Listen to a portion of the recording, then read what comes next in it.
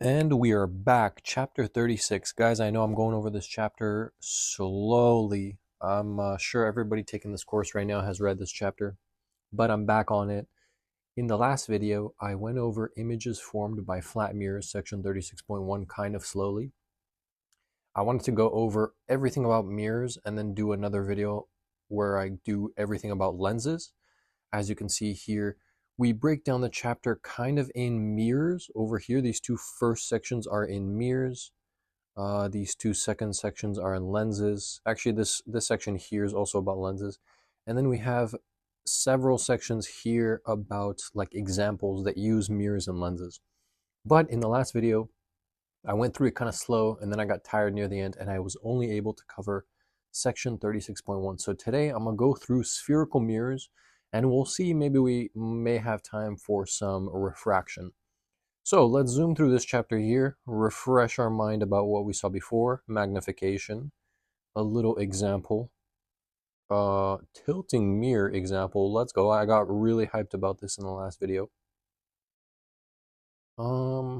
Images formed by spherical mirrors. Hold on, this section looks really short. Did I really just go through this in one video? Page and a half? I guess I did. Okay, 20 minutes, page and a half. Crazy. Today we're starting off with images formed by spherical mirrors. In the preceding section, we considered images formed by flat mirrors. Now we study images formed by curved mirrors. Although a variety of curvatures are possible, we restrict our investigation to spherical mirrors as its name implies. A spherical mirror has the shape of a section of a sphere. I feel like I've read this before, but I did do a couple of like 7-minute summaries of this and I zoomed through it. Okay, we first consider reflection of light from the inner concave surface of a spherical mirror as shown in figure 36.6 over here on the side. This type of reflecting surface is called a concave mirror.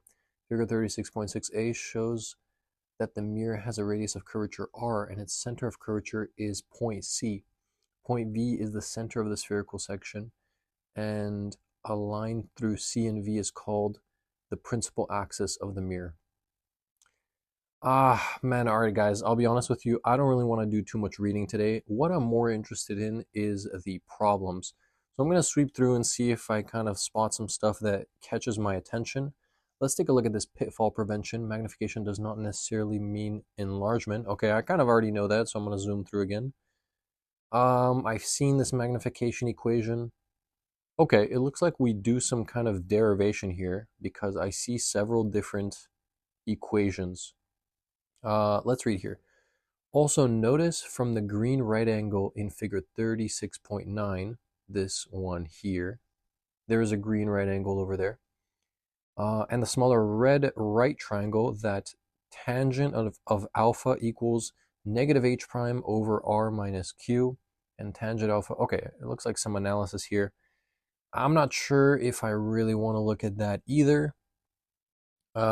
Basically, they just derive the mirror equation in terms of the radius of curvature. So we've seen this equation before. Maybe we've seen it a little bit different where they replace that 2 divided by r by 1 divided by f. And they actually write it here. The focal length, they define it as r divided by 2, r being the radius of that spherical mirror. Cool. So some things that I know here, the mirror equation, and then they go to convex mirrors. So this section talks about concave mirrors first and then convex mirrors. If you guys are interested, you can read this here. But for now, I'm going to just go into things that are interesting to me. I don't really want to do too much crazy reading. Let's read this pitfall prevention. Pitfall prevention 36.3, watch your signs. Success in working mirror problems, as well as problems involving refracting surfaces and thin lenses, is largely determined by proper sign choices when substituting into the equations. The best way to success is to work a multitude of problems on your own. Okay, this is exactly why I wanted to quickly read through this chapter, because there are some personal confusions of mine I had when I was solving some problems. You could take a look at this diverging lens problem, which I posted recently. And I wanted to just go back to the textbook and kind of clear up some confusions I had. So this is what I was looking at. the sign convention for mirrors, and they also say in this little pitfall prevention that it works for refracting surfaces like lenses. So let's take a look at what this table is telling us. We have a quantity over here on the left side, 3 different quantities, or I guess a couple more, but we have object location, P, image location, Q, then we have image height, H prime, focal length, F, and radius, R, and magnification, M. So let's take a look at object location. Object is in front of mirror, real object. That is when it is positive. So when P is positive, the object is in front of the mirror. It's a real object. Then let's look at the negative. When the object is in the back of the mirror, it is negative, or P is negative, and it is a virtual object. So this is how they distinguish between real object and virtual object. I have never seen a problem with a virtual object. I guess this is just kind of how they define it to keep everything succinct. But most of the time you'll be dealing with real objects which are placed in front of the mirror and which have a positive P, right? They measure the distance from the mirror to the object as positive P. Let's move on to image location Q. This is positive when the image is in front of the mirror. Interesting.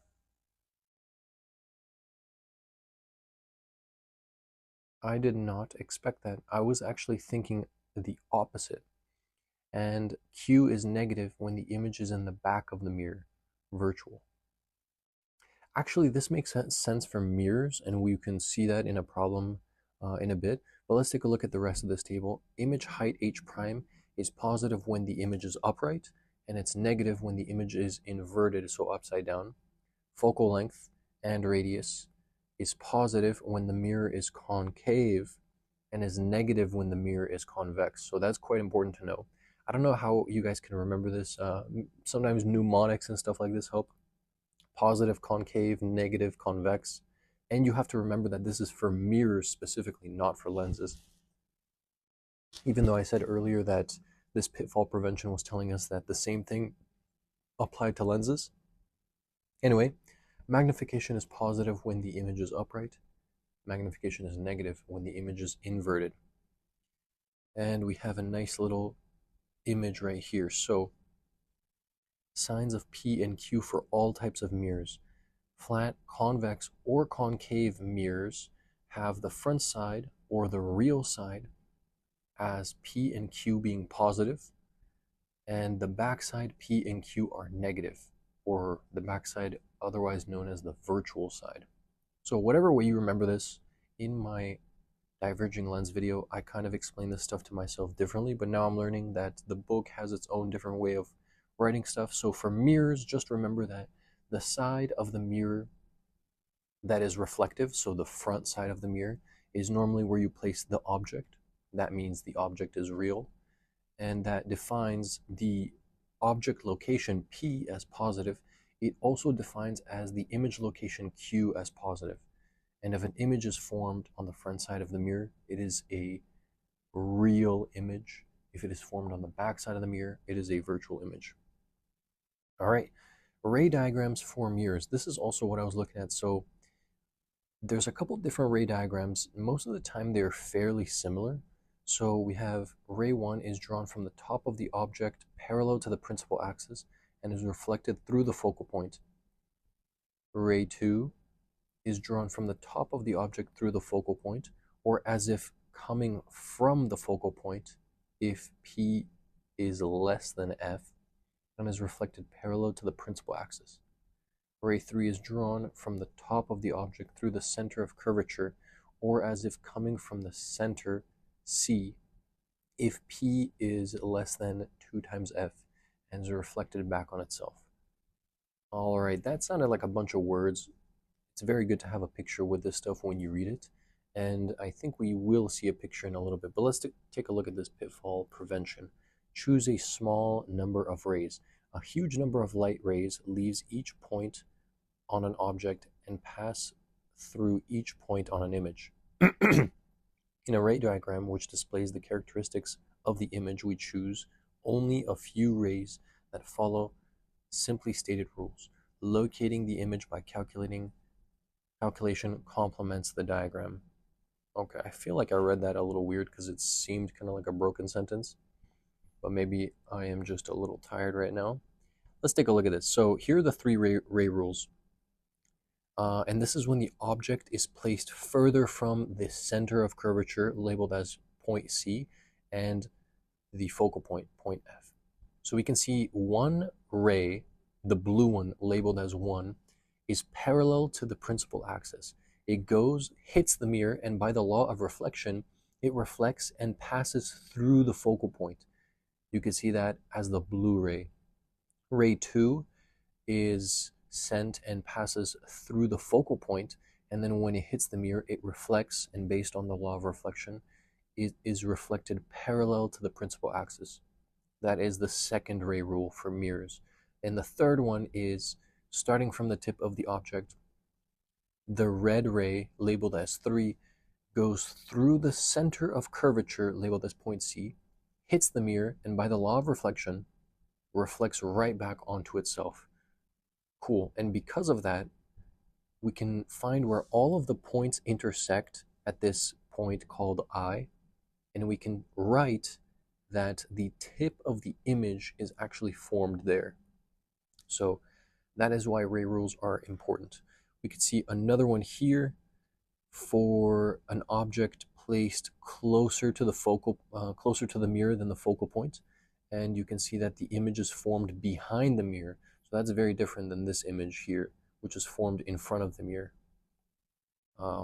So actually, this image, since it's formed in front of the mirror, it is a real image. They actually tell you that when the object is located so that the center of curvature lies between the object and a concave mirror surface, the image is real, inverted, and reduced in size. You could just remember all of these things. Like you could remember this entire sentence here, try to remember it, or you could use the ray rules, and you can use the mirror equation to locate the location of the object, the location of the image with respect to the object, and also to locate where the rays combine, which will give you the tip of the image over there. So this image here is forming behind the mirror, and because it's behind the mirror, it is virtual. When the object is located between the focal point and a concave mirror surface, the image is virtual, upright, and enlarged. And then here we have the final case. When the object is in front of a convex mirror, the image is virtual, upright, and reduced in size. So take a look at these three scenarios. I can't really fit them all in one page, but they're important, and there's a problem that you can do which will help you get comfortable with each of these scenarios. Let's take a look at some of these quick quizzes. Quick quiz 36.2. You wish to start a fire by reflecting sunlight from a mirror onto some paper under a pile of wood. Which would be the best choice for the type of mirror? A, flat mirror, B, concave mirror, C, convex mirror. I would say B, concave mirror. That is this one right here, because let's see if we have an image a bit further up that we saw. Not that one. Okay, this one here. So you can see all these blue rays of sunlight, let's say, hit the concave mirror, and they focus at the focal point, which is how you can create a fire.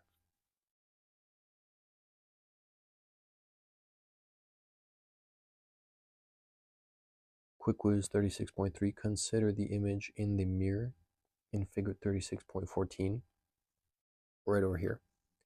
Based on the appearance of this image, would you conclude that A, the mirror is concave and the image is real, B, the mirror is concave and the image is virtual, C, the mirror is convex and the image is real, or D, the mirror is convex and the image is virtual?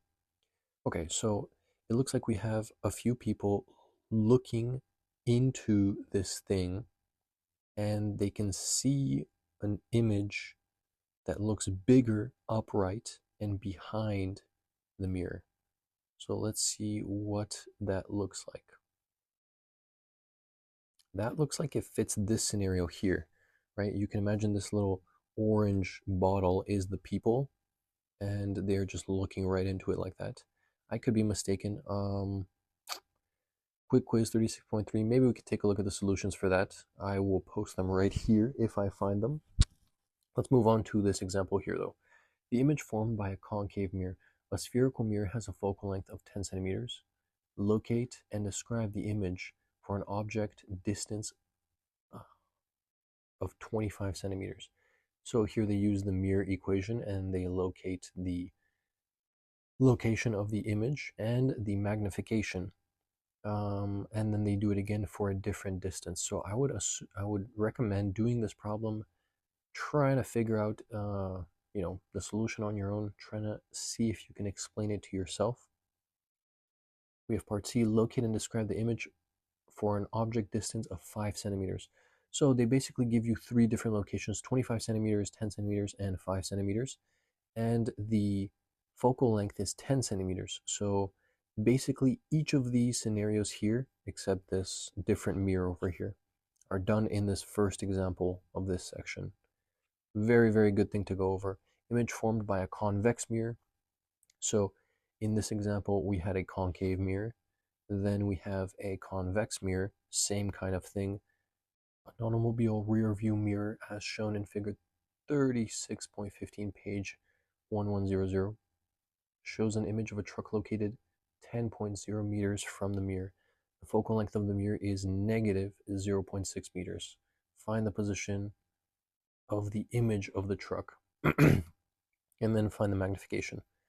And that ends that section. So I wanted to go over it pretty quick, try to see if I had some kind of unknowns that could be mediated by reading this chapter. But I am very interested in the lens section.